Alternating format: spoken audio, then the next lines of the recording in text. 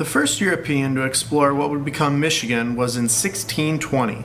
48 years later, the first settlement would be established, and it wasn't for over 200 years later that more than a handful of settlers moved into the state. Colonies and villages began to grow, and in 1837, Michigan became the 26th state of the Union.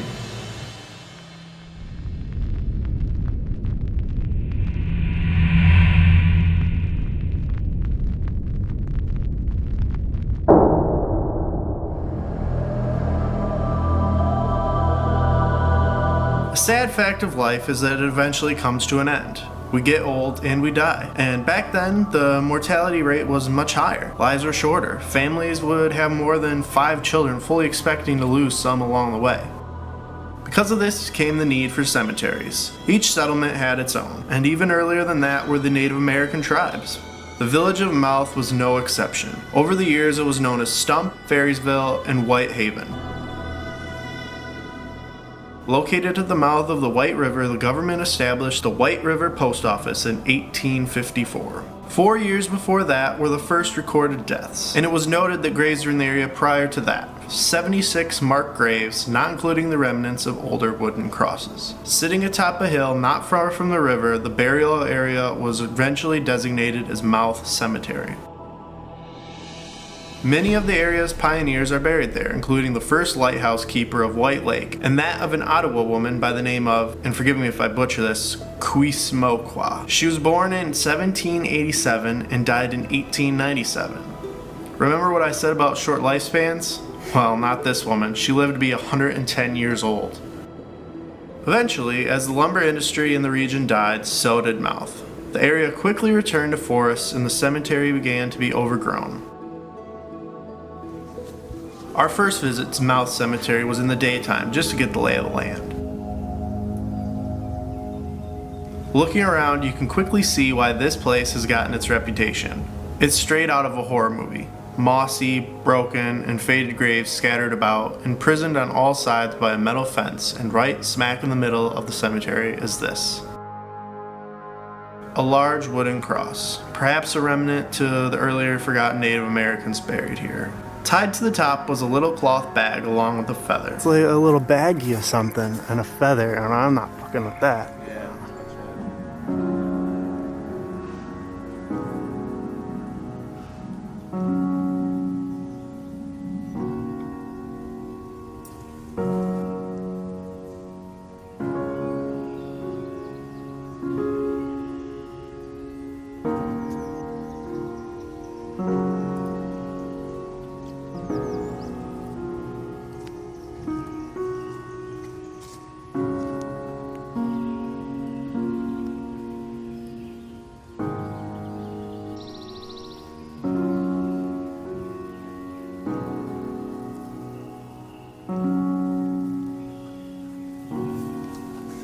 There's money on this one.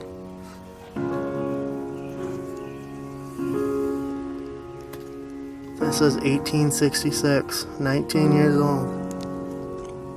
Unknown.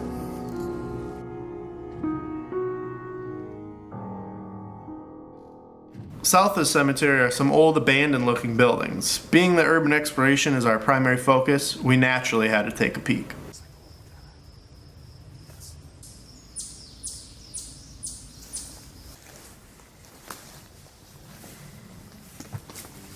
If you visit Mouth, these buildings are private, so please don't go onto the property. We stayed on the edge just long enough to realize that someone is still using them for storage.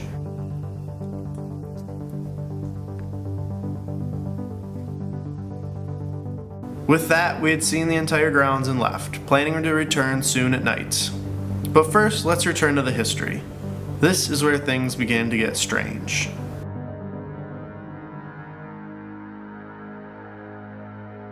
Linked to the legend is an enigmatic man named Joseph Sedowny. Sedowny worked for Theodore Roosevelt and was involved with filmmaking in Hollywood. He was a scientist and inventor, holding numerous patents and conducted experiments in a laboratory close to the cemetery. But that's not what makes Joseph Sedowny so unique. What did was his seeming psychic ability. Growing up in Kalamazoo, Michigan, he accurately predicted when his sickly elder brother would pass away. Later, when the family moved to Chicago, he helped the police there on unsolved crimes. He also knew his father would pass away a fortnight before the man actually did. Further, he stated he knew at precisely what age he would get married and even described the physical appearance of his future wife.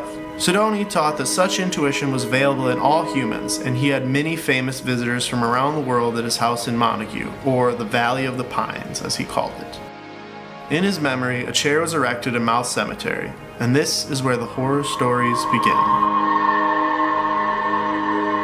In 1979, a local student by the name of Troy Lohman reportedly sat in the chair. Shortly after, he died in an auto accident.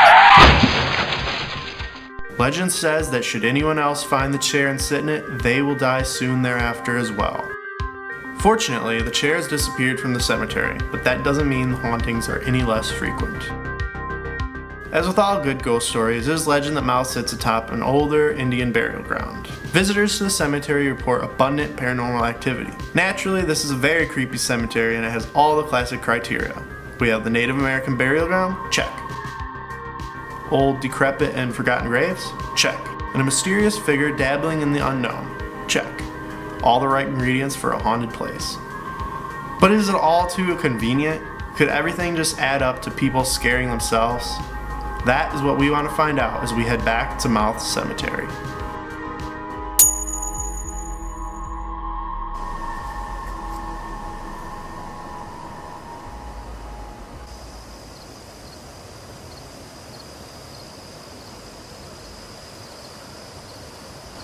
I hear people. Unfortunately, we weren't the only ones who decided to visit. Almost right away, we heard the sound of a car and hid. The cemetery closed at dusk, and it could be a patrol coming which would end our exploration. So what do we do if they get out?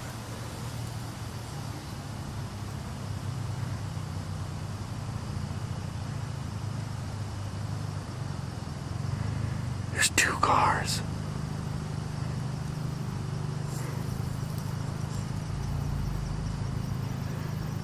Quickly, we realized it was just a group of kids. Jimmy, here they come. They're coming. So we have to not. Yeah. Well, they're coming in here, so they're gonna see us. Now, we might have stepped out and said hello, but being with these kids were clearly in high school, they likely would have screamed upon first hearing us, or worse, they were going to be vandals. Remember the old buildings we looked at? Well, just down from that is the owner's house, and they were outside having a bonfire. These kids' flashlights and voices were clearly noticed by them. A regular occurrence, I'm sure, but these kids were already being loud, and we decided we'd rather not be with them if they got kicked out. So we snuck further into the woods and waited. Besides, if anything was to happen out here, it's not going to happen with 6 or more high schoolers laughing and talking the whole time. Dude, they're being super loud.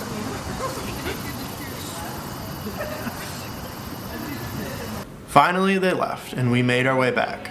By now, neither of us were feeling very frightened after all the commotion, and we split up.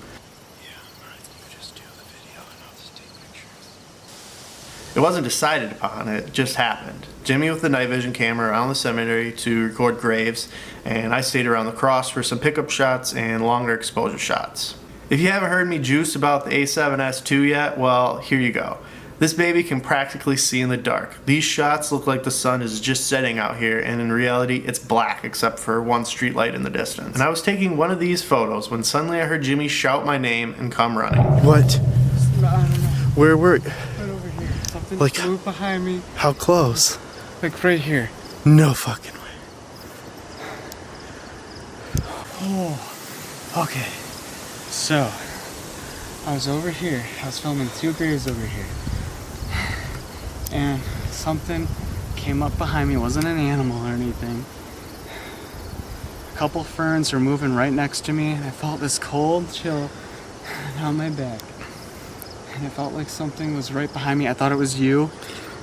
And it wasn't. It was like it was gonna touch my shoulder. I never get spooked. But holy shit. I can't tell you if it was something real. I really don't know. but it happened.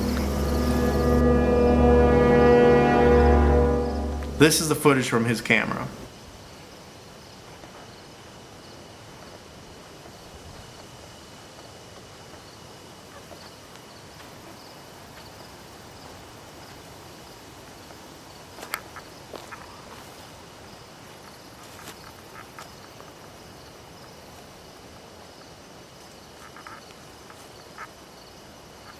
Dad! Kyle! Something just walked behind me. I kid you not. What? No, I don't know. Where were you? Right over here. Something just moved behind me. How close?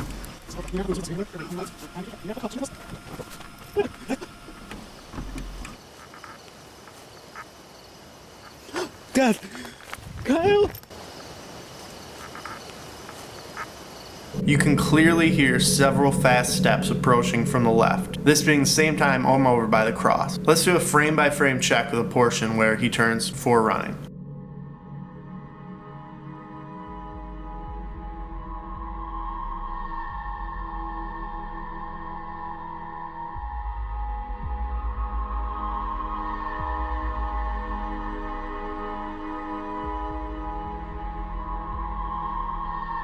Nothing's there.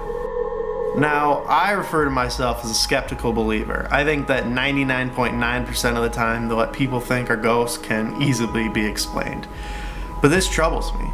You can hear in his voice that Jimmy is terrified. Could it have been a squirrel? Maybe. But if you listen, those are several distinct steps, not the fast running of a squirrel, which would be going the other way anyway. Naturally, being a concerned friend, I made him take me back to the spot where he was scared so we could see if there was any possible cause. Okay, dude. Lead the way.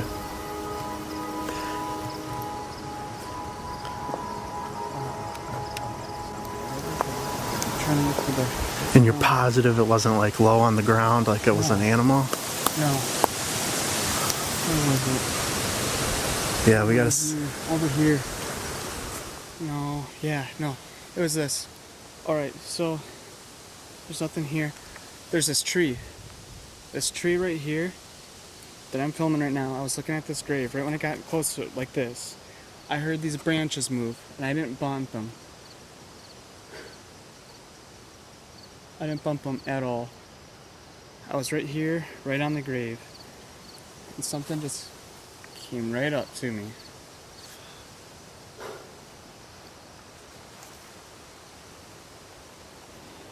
I don't see anything. Man, that spooked me because I was filming right out here and I was trying to find you. I was coming up this way, like, Kyle's over there. Something was coming right up. I can hear steps. And I heard this tree swish. Oh my god. God, man, that is crazy. I don't know how to explain it. I really don't. A little shaky. Oh my god.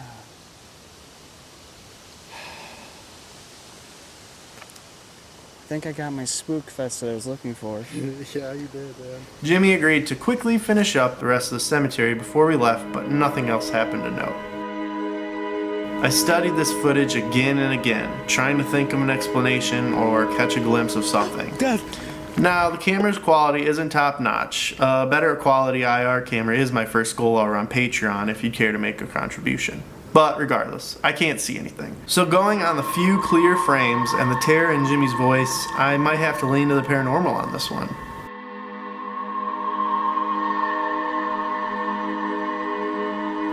So tell us in the comments below, what do you think?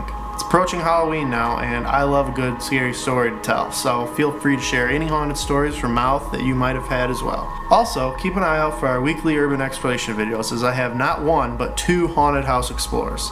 That's haunted houses in the attraction, not the place infested with ghosts. So until next time, this is Ruin Road signing off.